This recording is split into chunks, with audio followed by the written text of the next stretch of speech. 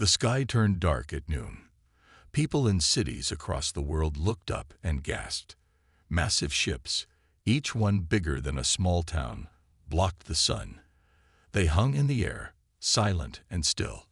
Admiral Jack Bennett was eating lunch when his phone rang. He answered it, and his face went pale. "Sir, the President needs you in Washington. Now." 2 hours later, Jack sat in a room with the world's most powerful leaders. Their faces showed fear. On the big screen was a message from space. It was simple but scary. "Prepare to receive representatives of the galactic hegemony." A woman with tired eyes stood up. "I'm Susan Harris, head of global defense. Our weapons can't hurt those ships." "We checked." The president nodded. "So we talked to them. We have no choice." The aliens landed their small ship on the White House lawn that evening. They looked almost human, but their skin was blue-gray and their eyes were too big. The leader stepped forward. "I am Salthun, overseer of the hegemony. We represent 7 advanced species who rule this part of the galaxy." Jack stood by the president, watching closely. The alien spoke perfect English. "We have studied Earth for centuries," Zalthun continued. "You humans are unusual, dangerous. You develop too quickly.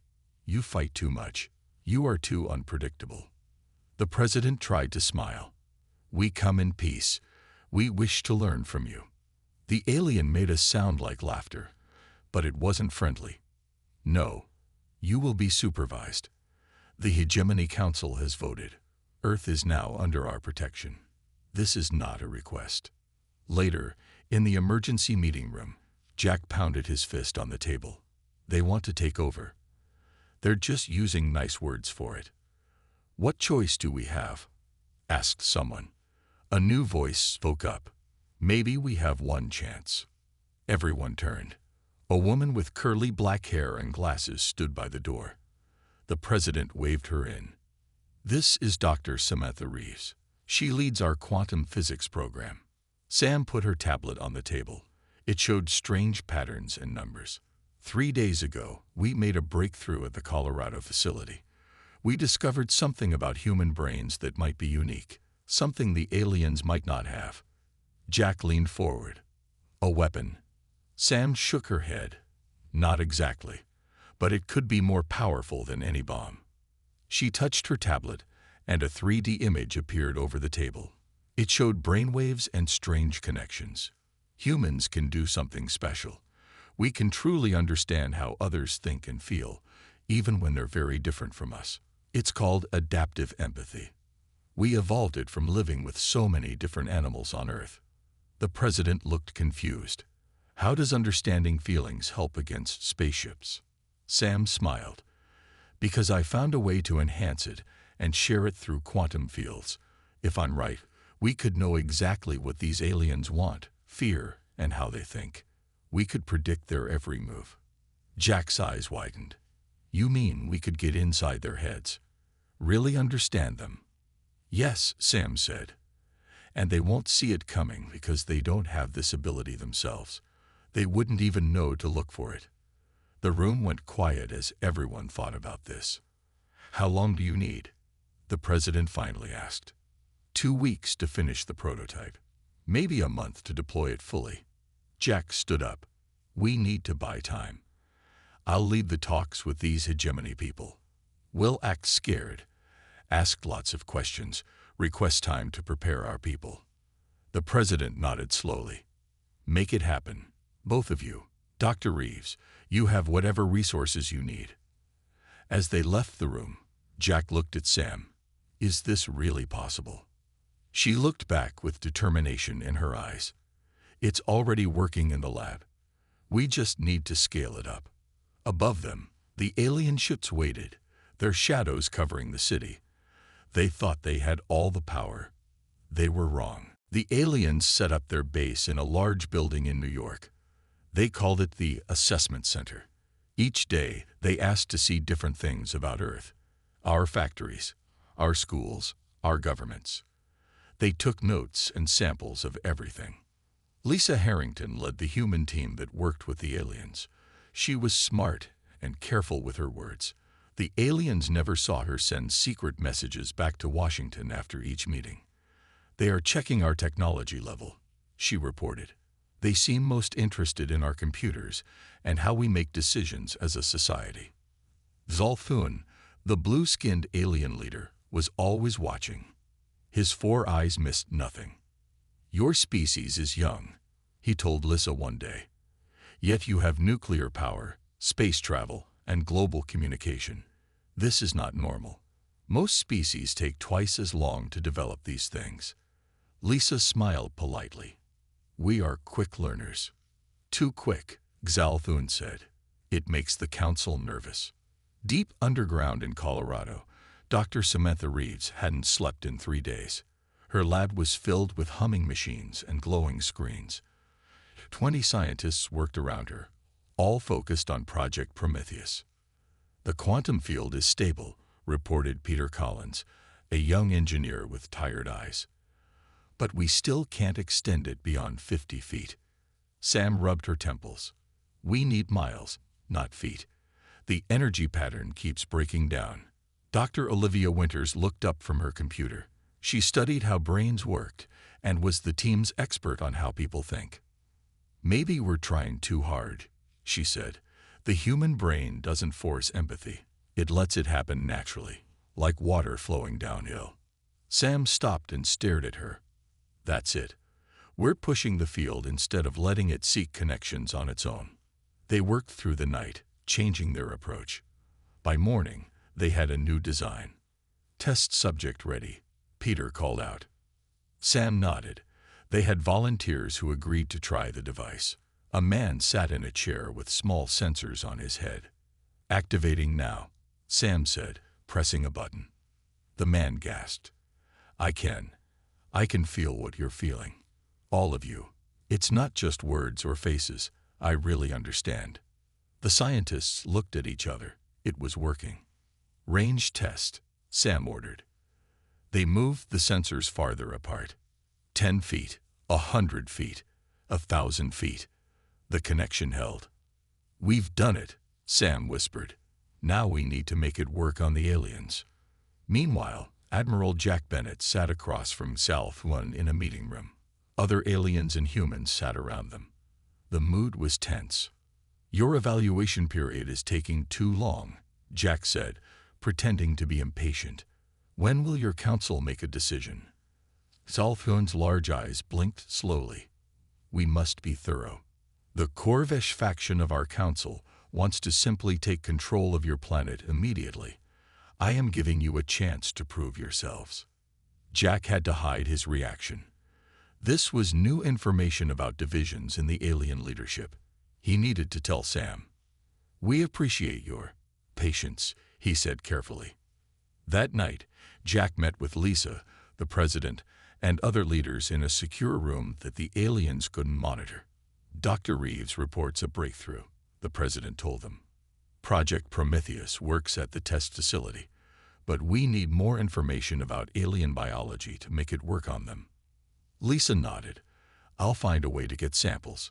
Blood, skin cells, anything." Jack looked worried. "Be careful. If they catch on to what we're doing." "They won't," Lisa said firmly. "They think we're just scared humans trying to please them." The president looked at each person in the room.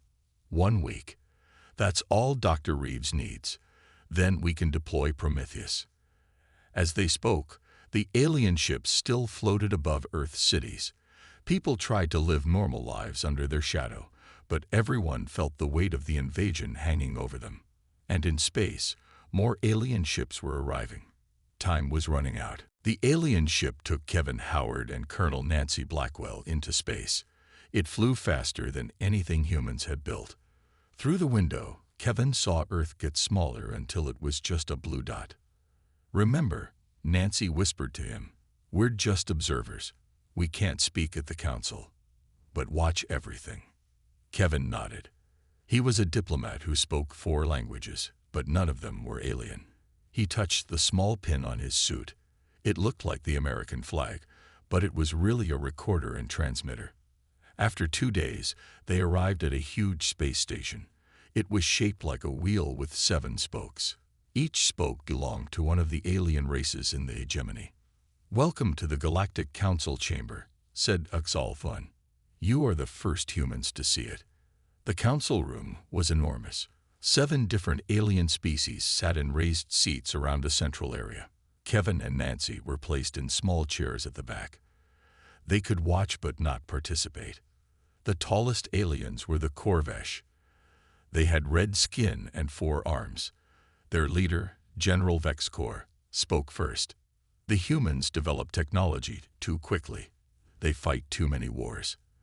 They will be a threat if we wait. We should take control now." Another alien stood up. This one looked like a tall, thin human with silver skin and no hair. It was an Eldarim, the most peaceful species in the hegemony.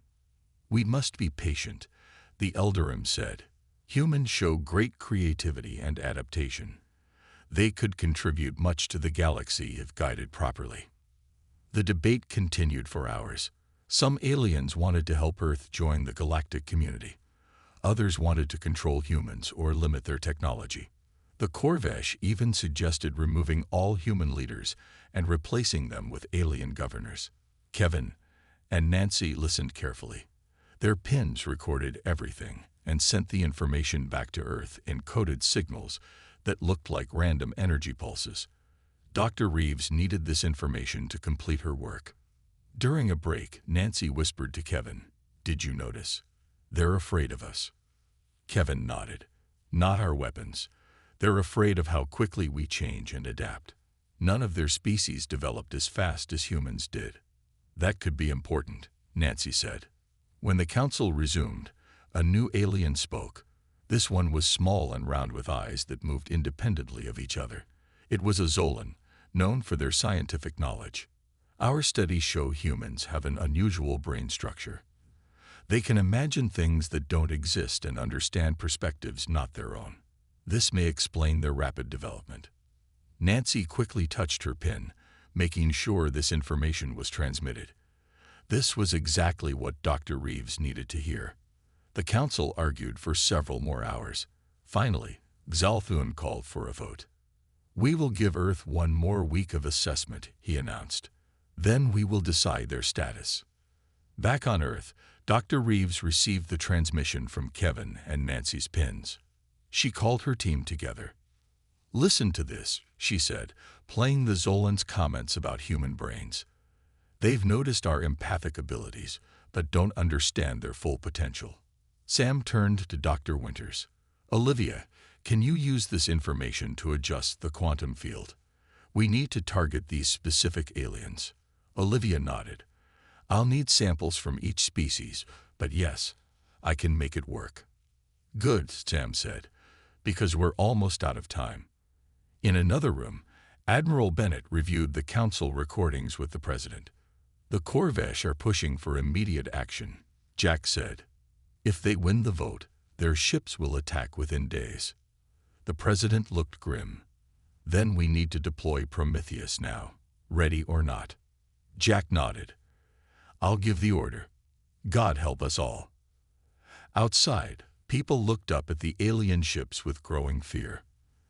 They didn't know that Earth's fate was being decided far away among the stars, or that their best hope wasn't weapons, but understanding. Dr. Samantha Reeves stared at the test results on her screen. Her hand shook as she called her team together. "I found it," she said, her voice filled with excitement. "The missing piece." Peter and Olivia hurried over. On the screen was a complex pattern of brain waves and neural connections. "What are we looking at?" Peter asked. Sam pointed to specific areas of the image.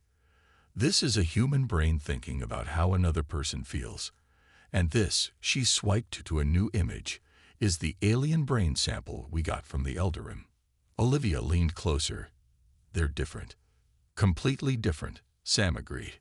"Humans have a specific neural pathway for what I'm calling adaptive empathy. We can truly understand beings that aren't like us. We evolved this because Earth has so many different animals and environments." Peter looked confused. "But all intelligent species must have empathy, right?" Sam shook her head. They have empathy for their own kind only. They can't really understand different species. They can study us, but they can't feel what we feel. The team worked through the night, feeding the new data into their system. Project Prometheus grew stronger. By morning, they had a working prototype. Sam called Admiral Bennett. "Jack, we've done it. Prometheus is ready." Jack's face on the screen looked tired but hopeful. "Explain it to me again. How does this help us?" Sam held up a small device that looked like a silver disc. "This creates a quantum field that enhances our natural empathy. When activated, it lets us truly understand how aliens think and feel. We can predict what they'll do next, know what they fear, and sense what they want." "That's a powerful tool," Jack said. "More than a tool," Sam replied. "When reversed, it can project human emotions and thoughts to the aliens. They'll experience true empathy for the first time.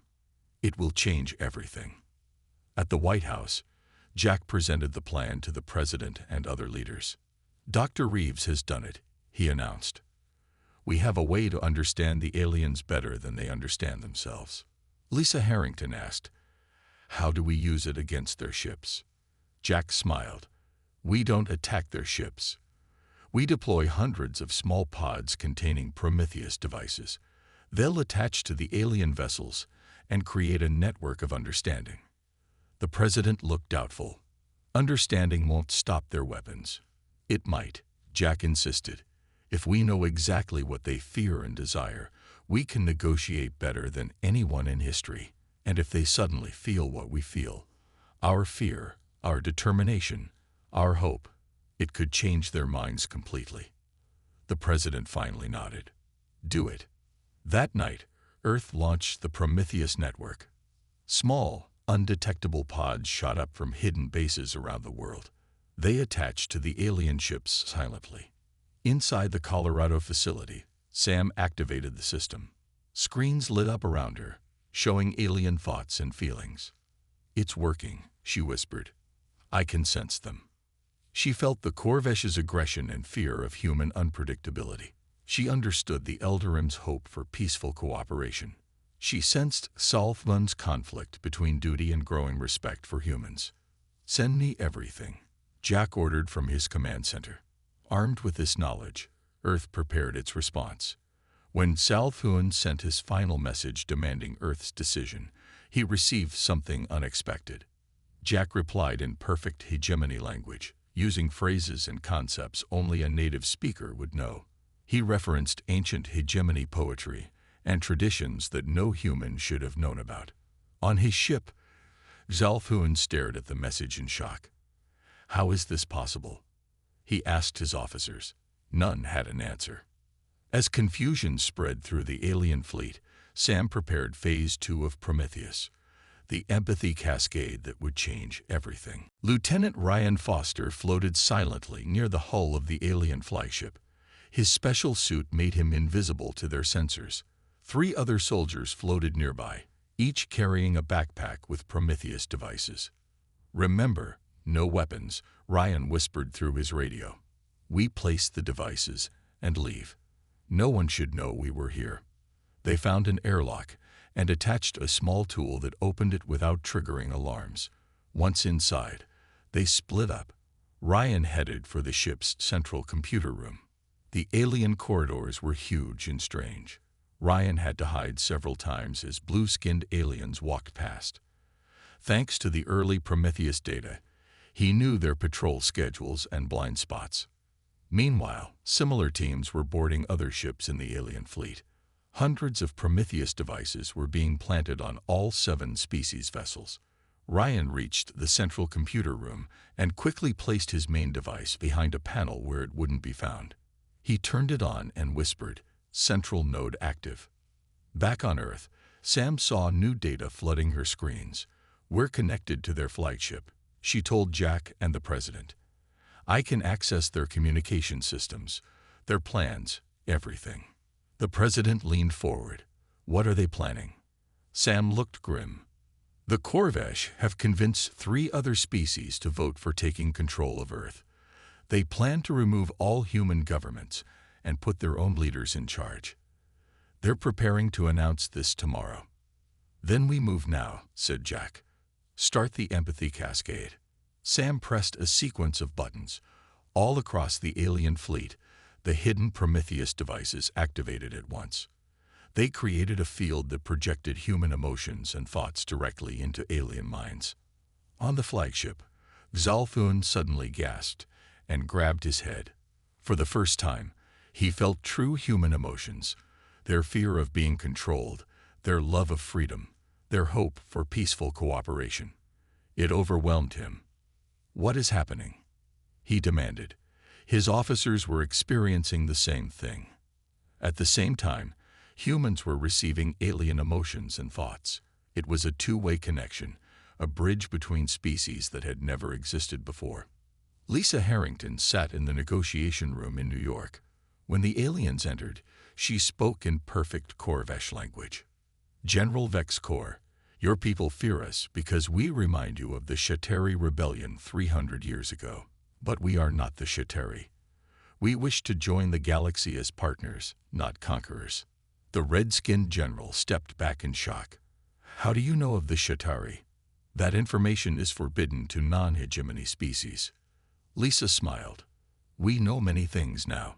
We know that the Eldarim have secretly helped 15 other species develop without the Council's permission. We know that the Zolan have hidden technologies from the rest of you. We know that your alliance is built on secrets and fear. The alien leaders looked at each other in confusion and growing anger. Their carefully controlled information system was breaking down. On the flagship, Xalthun called an emergency meeting with the other council members. The humans have developed some kind of mind-reading technology, he said. They know our secrets. Impossible, said the Corvesh leader. Their technology is primitive. Yet they know about the Shateri.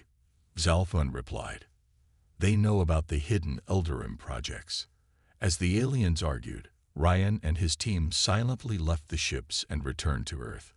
Their mission was complete. The Prometheus network was fully operational. In her lab, Sam watched as alien thoughts and emotions flowed through her computers. It's working better than we hoped, she told Jack. The cascade is spreading through their entire fleet. Soon it will reach their homeworlds. Jack nodded. Now we wait to see if understanding leads to peace. But what no one expected was how the aliens would react when centuries of secrets were suddenly exposed. The Galactic Council chamber was silent. Lisa Harrington stood in the center, where no human had been allowed before. Kevin and Nancy watched from their seats, hardly believing what was happening. For too long, the 7 species of the hegemony have ruled through fear and secrets, Lisa said. Her voice was calm but strong. Today that ends. The alien leaders shifted uncomfortably. The Prometheus network was now fully active throughout their fleet and had spread to the council chamber. Every word Lisa spoke seemed to reach directly into their minds. We know the truth now, she continued. The Eldarim have secretly helped other species develop without council approval because they believe all life deserves a chance to grow freely. The silver-skinned Eldarim representative stood up. How could you possibly know this? Lisa turned to him. The same way I know that the Zolan have discovered faster-than-light communication, but kept it from the rest of you to maintain their advantage. The round Zolan scientist gasped. This was their most guarded secret. And the Corvesh, Lisa said, facing the red-skinned general, you claim to protect the galaxy, but you have destroyed 3 developing civilizations because they might one day challenge your military power.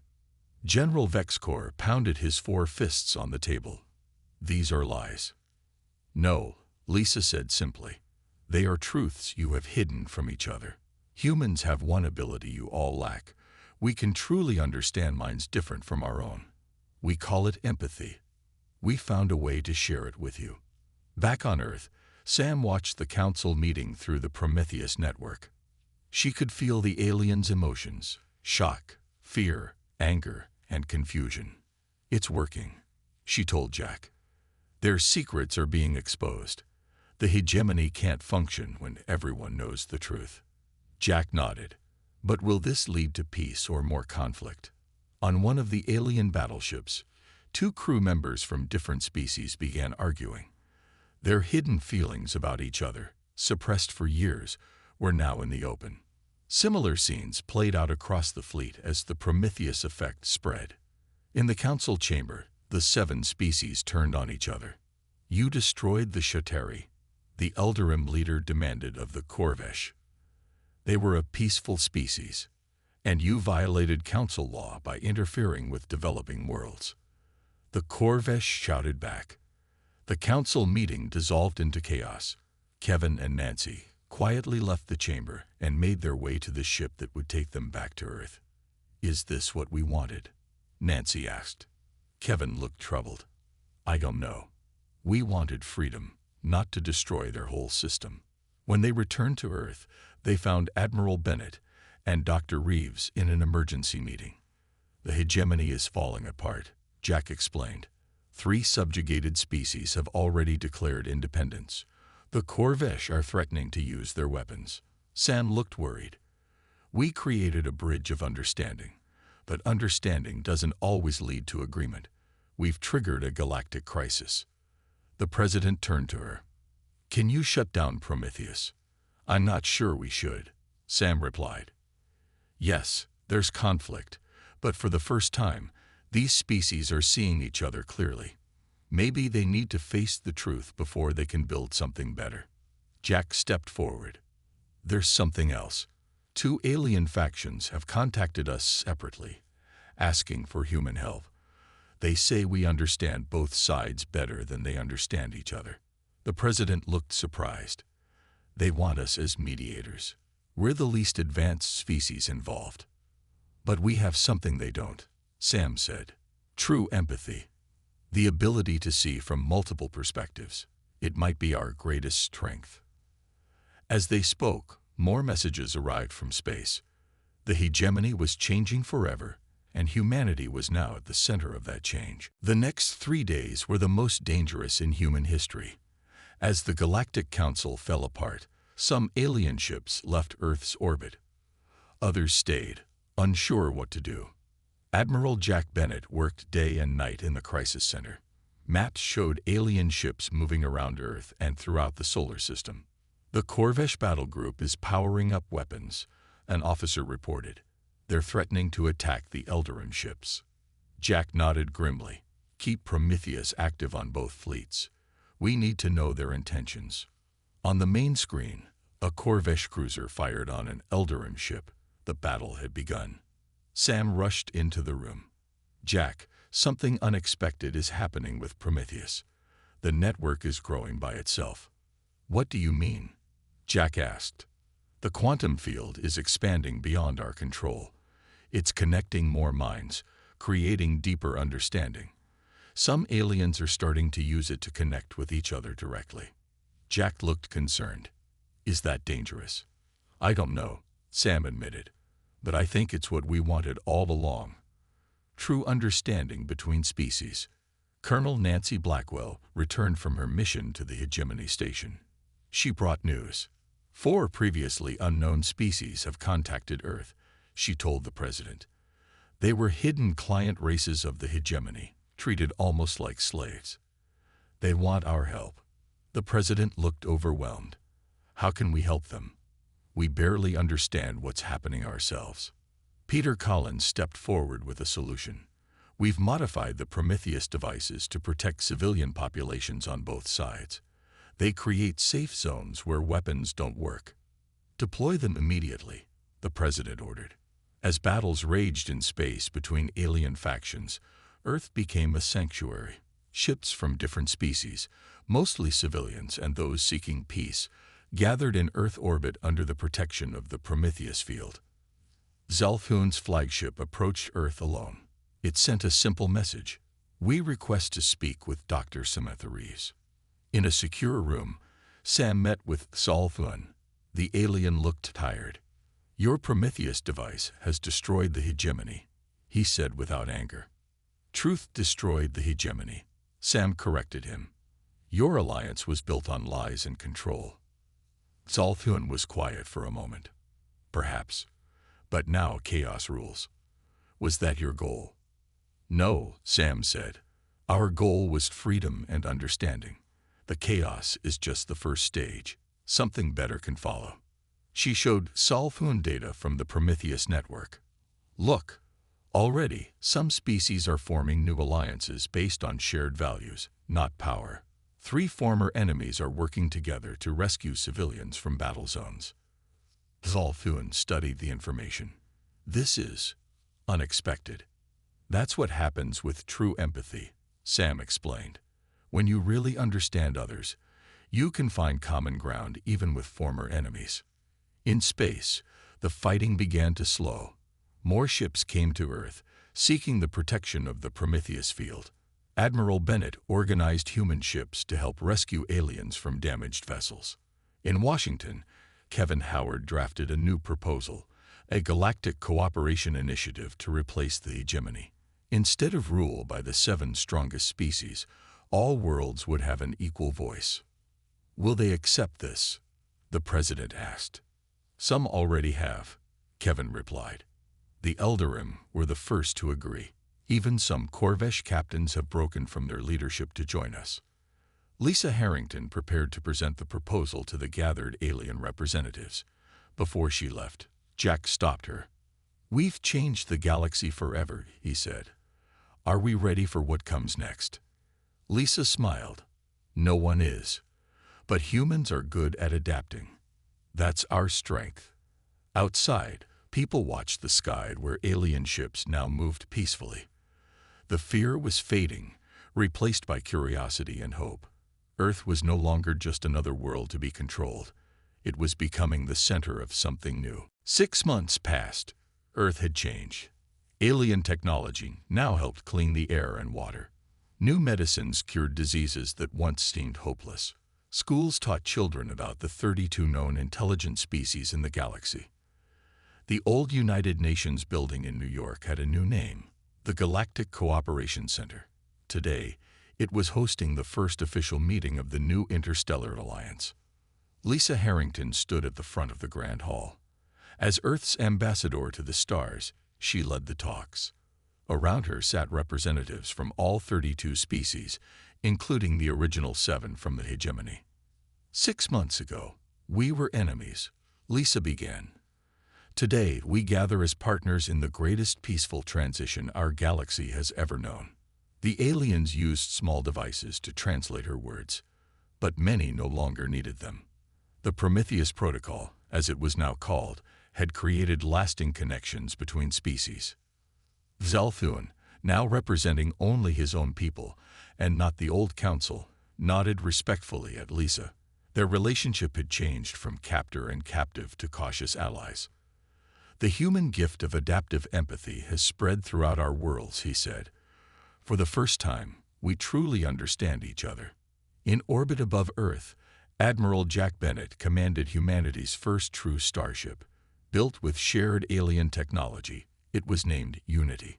Jack looked out at the stars, still amazed that humans were now traveling among them. His communication screen lit up. It was Sam, calling from the research center in Colorado. How's the ship? She asked with a smile. Amazing, Jack replied. Tomorrow we make our first jump to the Centauri system. How's your work going? Sam's face glowed with excitement. Better than we hoped. Dr. Winters and I are working with scientists from 15 species. The Prometheus Protocol has evolved into something we never imagined. What had started as a defensive measure had become the foundation for a new kind of communication. Species that could never understand each other before now shared ideas, art, and emotions directly. Any problems? Jack asked. Sam's smile faded slightly. A few. Not all species want to share their thoughts so openly. The Corvesh especially find it difficult. And we've discovered that complete empathy can be overwhelming. People need privacy too. We'll find the right balance, Jack said. Later that day, in the Galactic Cooperation Center, the 32 representatives signed the first interstellar treaty of equals. No species would rule over others. All would share technology and resources. Developing worlds would be protected, not exploited. As the signing finished, General Vexcor of the Corvesh approached Lisa. Unlike most of his people, he had opposed the new alliance. "You humans have changed everything," he said. His voice still held anger, but also something new: respect. "With one weapon, you accomplish what our fleets could not." Lisa shook her head. "Empathy is not a weapon, General. It's a bridge." "Perhaps," he replied, "but it is the most powerful force I have ever encountered." That evening, Sam stood on the roof of the research center. The stars shone brightly overhead. Some of them now had names she recognized as alien homeworlds. Peter joined her. "What are you thinking about?" "How close we came to war," Sam said, "and how something meant to save just our world ended up changing the galaxy." "For the better," Peter added. Sam nodded. "I think so. But our work is just beginning." In homes across Earth, people looked up at the night sky with new eyes. The universe was no longer a dark, empty place to fear. It was filled with minds they could understand, species they could learn from, and possibilities they were only beginning to imagine. Humanity's secret weapon had not been destruction, but connection. And in the end, that had made all the difference.